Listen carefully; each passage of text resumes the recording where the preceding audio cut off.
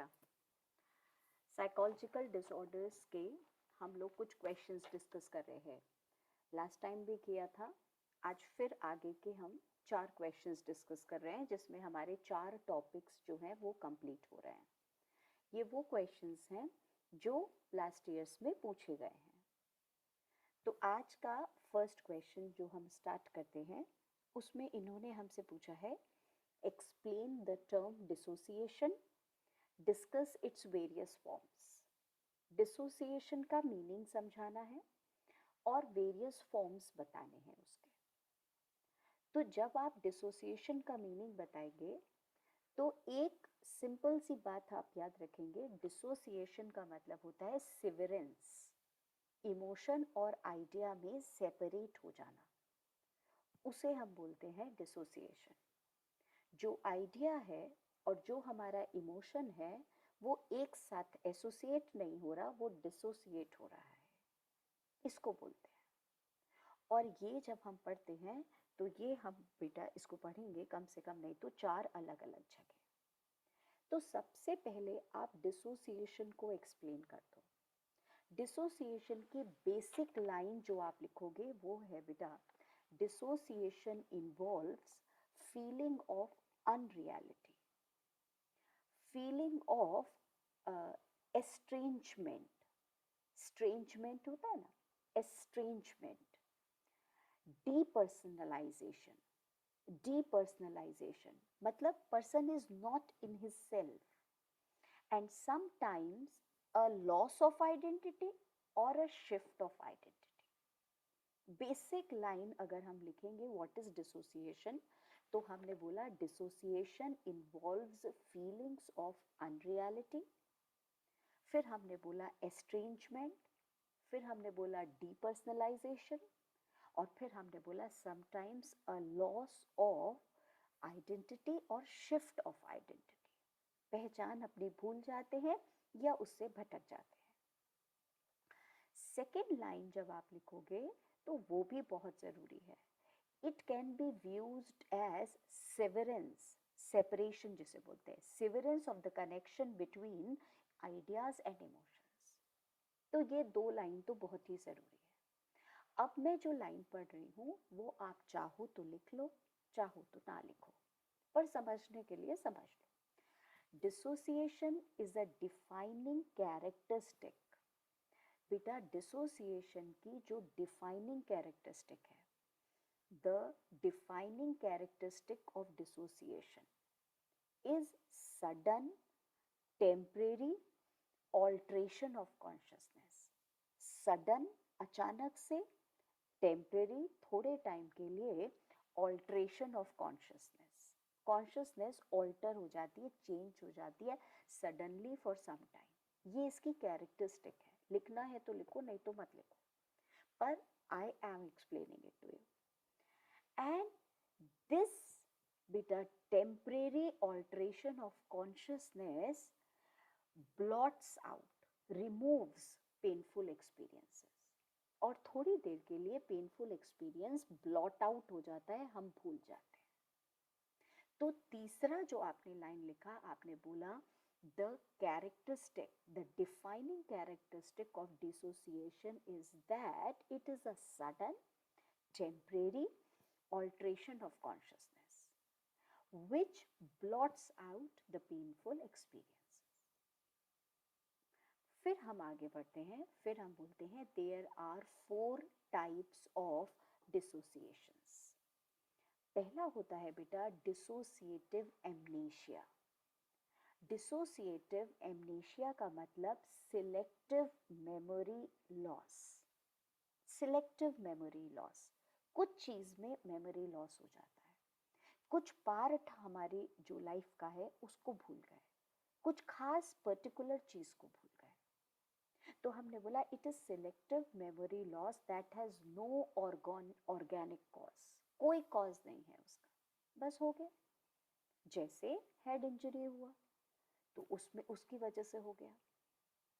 फिर हमने बोला सम पीपल, इसमें होता क्या है, some people can not remember anything about their past or cannot recall specific events, places, people और ऑब्जेक्ट्स, या तो कंप्लीटली पास्ट भूल जाते हैं या selective, while better their memory for other events are remain normal.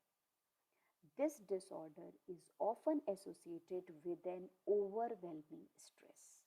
बहुत ज़्यादा स्ट्रेस होता है तब ऐसा होता है amnesia, complete forgotten of the memory of the past or the selective memory loss. Second type का डिसोसिएशन होता है डिसोसिएटिव फ्यूज. इसका मतलब क्या होता है? इसका मतलब होता है travelling.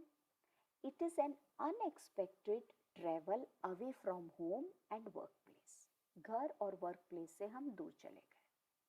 He has the assumption of a new identity. तो वहां जाकर के वो नई आइडेंटिटी ले लेता है. He has the inability to recall the previous identity. और उसको वो याद भी नहीं आती है. The fugue usually beta ends when the person suddenly wakes up with no memory of the events that occurred during the fugue. So when he travels away from home and workplace, he forgets. He forgets means he just does not remember it. And when he comes back, when he wakes up, then he does not remember what happened in the future. The third is dissociative identity disorder. इसमें it is referred as multiple personality. कभी कहीं कुछ और होगा, कभी कहीं कुछ और होगा. तो हमने बोला बेटा सबके ऊपर मूवीज बनी हुई है. डिसोसिएटिव एमनेशिया के लिए हम मूवी देखने जा रहे हैं जब तक हैं जहाँ शाहरुख खान के, उसमें उसे वही होता है. तमाशा दीपिका पादुकोणे और रणबीर की, तो वो थी बेटा हमारी फ्यूज वाली. और ये वाली भूल भुलैया है. कौन सी? Dissociative identity disorder. It is often associated with traumatic experiences in the childhood. ये हमेशा तभी होता है बचपन में कुछ ऐसा हुआ है तो. द पर्सन एज्यूम्स, वो बेटा the person takes alternate personalities that may or may not be aware of each other. अभी कुछ और है, बाद में कुछ और है. तो मैंने बताया भूल भुलैया वो बिल्कुल अच्छे तरीके से उसमें समझ आ जाएगा.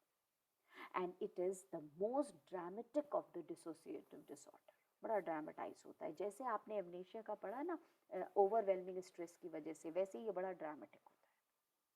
वो भूत भूत बन जाते हैं ना, जो आत्मा आ गई, वो that is dissociative identity disorder. Depersonalisation, fourth वाला. It involves a dream-like state.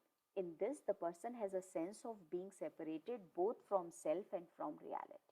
अपने सपने की दुनिया में चले जा रहे हैं, काम करे जा रहे हैं, उनको पता ही नहीं मैं कौन हूँ, मैं कहाँ हूँ, कुछ भी नहीं. तो ये हमने डिसोसिएशन पढ़ लिया.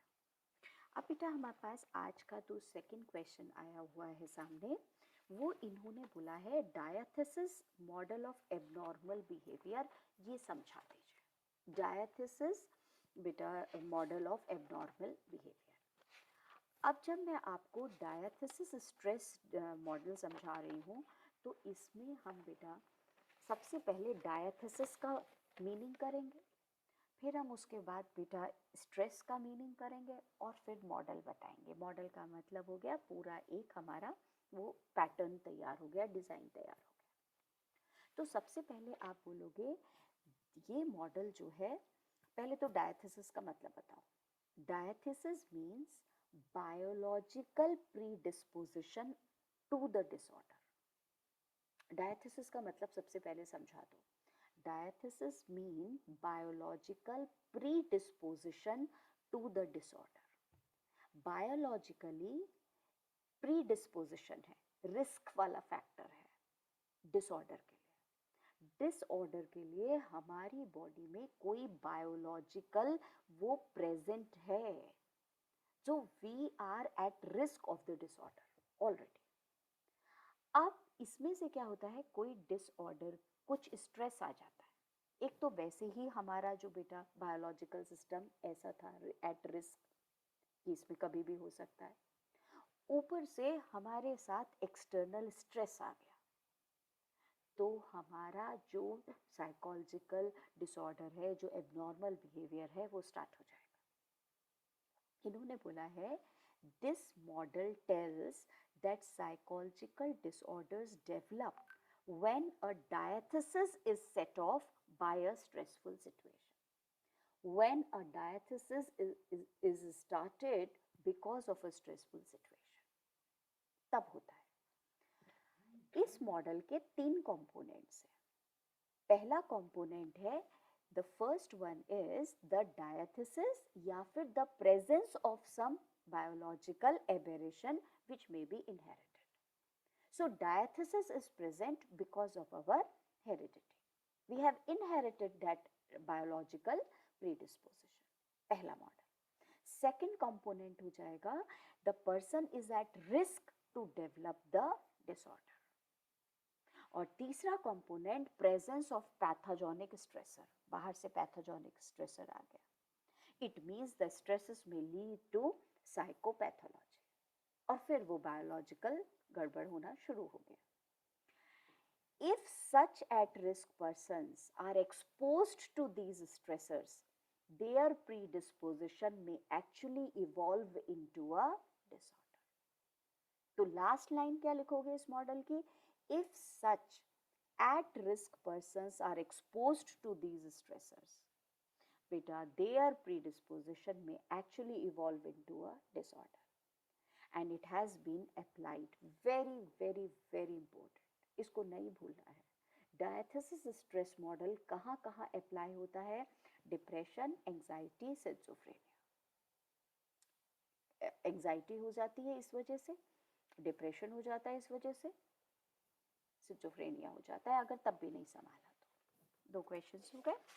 अब बेटा हम आगे पहुंचते हैं, तो हमारे पास ये जो पेपर रखा हुआ है इसमें हमें एक क्वेश्चन दिया है। उन्होंने बोला है differentiate between delusions and hallucinations. Difference between delusion and hallucination.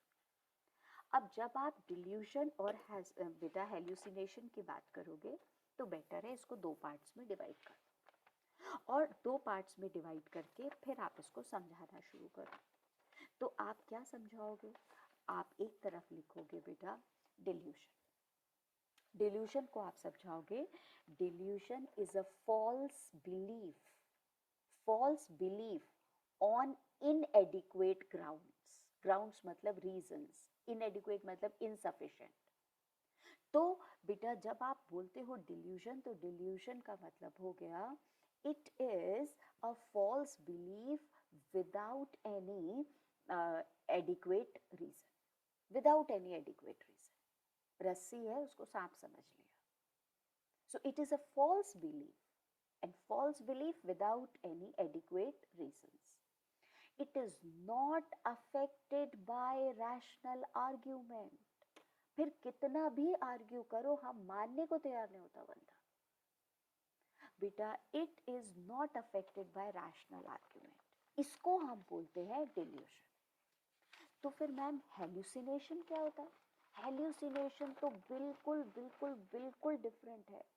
Hallucination के लिए हमने लिखा, hallucination means perceptions that occur in the absence of the external stimuli.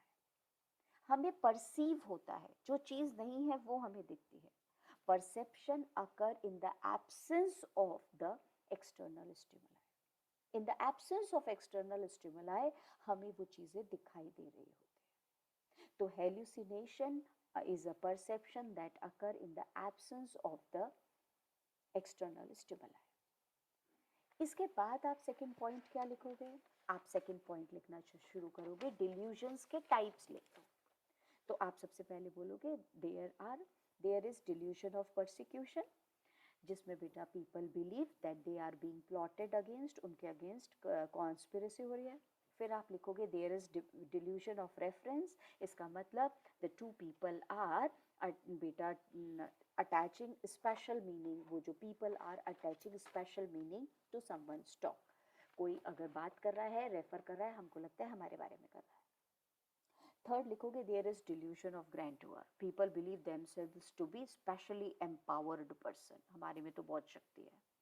और बेटा एक होता है डिल्यूशन ऑफ कंट्रोल, इसका मतलब they feel that they are being controlled by others, ये फीलिंग हो जाती है। दूसरी तरफ बेटा हेल्यूसिनेशन के टाइप्स लिख देना, तो आप बोलना there are auditory hallucination in which persons hear sounds, इसको ऑडिटरी हेल्यूसिनेशन बोलते हैं। और बेटा इसमें आप बोलोगे the auditory hallucination is also of two types, और वो क्या होता है, second person hallucination and third person hallucination. Second person hallucination का मतलब हो गया बेटा दैट टॉकिंग टू वन, जैसे बोलते हैं ना कि the words and phrases are directly spoken to the patient. Second person hallucination का मतलब the people, someone is speaking to me, the person is talking to me, उसने मुझे ये बोला, ऐसा उसको लगता होता है। थर्ड पर्सन हेल्यूसिनेशन में he feels that two people are, देखो वो लोग खड़े हुए हैं वहाँ पे, वो मेरे बारे में बात कर रहे हैं। तो सेकेंड पर्सन में हमसे कोई बात कर रहा है, हमें कुछ सुनाई दे रहा है। थर्ड पर्सन हेल्यूसिनेशन में दो लोग बात कर रहे हैं, कहीं पता नहीं कहाँ कर रहे हैं, पर मुझे आवाज सुनाई दे रही है, मेरे बारे में बात कर रहे हैं। फिर एक और हेल्यूसिनेशन होता है, इसको हम बोलते हैं टेक्टाइल हेल्यूसिनेशन। अब टेक्टाइल क्या होता है बेटा, sensation of burning, tingling, touching, that is. एक हेल्यूसिनेशन होता है बोलते हैं सोमैटिक हेल्यूसिनेशन। सोमैटिक डिसऑर्डर्स भी आपने पढ़े हुए थे। तो सोमैटिक हेल्यूसिनेशन का मतलब that something is crawling inside my stomach, inside my body, I am feeling some kind of touch over there. Tactile में the sensations of the burning, और somatic में I feel that kind of moving pain inside my body. बेटा visual hallucination, I can see distinct visions, अलग अलग चीजें हमें दिखाई देती हैं। Gustatory hallucination, anything which we eat, which we drink, it tastes very different. और बेटा olfactory hallucination, that is the smell, the smoke, that is। ठीक है, अभी इसमें दोनों का डेफिनेशन दिया और फिर हमने ये लिख दिया। आज का लास्ट क्वेश्चन जो हम कर रहे हैं वो तो बेटा वैसे तो यही था कि डिसोसिएटिव एमनेशिया को समझाओ, तो वो हम पहले समझा चुके हैं, पर ये क्वेश्चन मैंने पढ़ा इसलिए है कि आप देख लो इस तरीके के क्वेश्चंस भी आ जाते हैं। तो वो 2 मार्क्स में सिर्फ उन्होंने बोला है डिसोसिएटिव एमनेशिया बताओ। Now fifth question and the last question for today is elaborate any 3 psychological model proposed to explain mental disorders। Mental disorder को समझाने के लिए कोई भी 3 मॉडल्स एक्सप्लेन करो। तो सबसे पहले बेटा ये पता होना चाहिए कि टोटल 6 मॉडल्स हैं हमारे सिलेबस में एबनॉर्मल बिहेवियर को समझाने के लिए। सबसे पहला मॉडल है साइकोडायनेमिक मॉडल, फिर है बिहेवियर मॉडल, फिर है कॉग्निटिव मॉडल, फिर है ह्यूमन एग्जिस्टेंशियल मॉडल, फिर है सोशो कल्चरल मॉडल, और लास्ट है डायथेसिस स्ट्रेस मॉडल। ये 6 मॉडल्स हैं। अब डायथेसिस स्ट्रेस मॉडल एक हम समझ चुके हैं, अब हम 2 और कर लेते हैं। तो 2 करने के लिए मैं आपको वही 2 करा देती हूँ जो हम थेरेपीज में वाले चैप्टर में भी काम आ रहे हैं हमारे आजकल। तो जैसे 3 थेरेपीज होती है ना हमारे सिलेबस में, है ना, behaviour therapy, human existential therapy, cognitive therapy, तो हम मॉडल्स भी यही वाले कर लेते हैं। तो वहां भी हम उसको पढ़ रहे हैं, यहाँ भी पढ़ रहे हैं, एक चीज 2 जगह काम आ जाएगी। वैसे टोटल जो 6 मॉडल्स हैं उसके नाम हमने लिख दिए। अब हम एक्सप्लेन करेंगे। तो फर्स्ट हमने डायथेसिस स्ट्रेस मॉडल कर दिया, फिर हमने बोला बेटा एक होता है behavioural model. This model states that both normal and abnormal behaviors are learned. Psychological disorders are the result of learning maladaptive behavior. Beta, according to this model, both adaptive behavior and maladaptive behavior are learned. And faulty behavior, abnormal behavior is the result of learning beta maladaptive ways of behavior.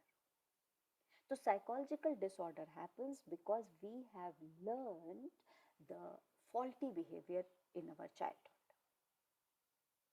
फिर हम बोलेंगे learning takes place by 3 methods. The first learning is classical conditioning. तो classical conditioning का मतलब बेटा temporal association in which two events repeatedly occur close together in time. तो हम जब सीखते हैं तो हो सकता है हमने faulty behavior सीख लिया है because of classical conditioning. Classical conditioning means association in which two events repeatedly occur close together in time. And we learned that faulty behavior. गलत सीख लिया क्योंकि हमने उसके बाद में जो एक्सपीरियंस था वो ठीक हुआ. अब किसी बच्चे को आदत पड़ जाती है बेटा एब्यूज करने की, छोटा सा बच्चा, उसको मीनिंग भी नहीं पता कि इस वर्ड का मतलब क्या है, ये नहीं बोलना चाहिए, पर सब लोग हंसते हैं उसको उस बात को सुन के, तो इसको बोलेंगे कंडीशनल. बेटा कंडीशनिंग हो गई कैसी वाली, तो हमने बोला ये कंडीशनिंग हो गई क्लासिकल. मतलब two events happen together very close together in time. तो उसको नहीं पता, अब उसने लर्न कर लिया ऐसा अब्यूज करना है. कभी कभी हम लर्न कैसे करते हैं, ऑपरेंट कंडीशनिंग. मतलब ये behaviour is followed by a reward, उसके बाद रिवॉर्ड मिलता है उसको. रिवॉर्ड किसी भी फॉर्म में हो सकता है. एक होता है बेटा social learning by looking at, by imitating others behaviour.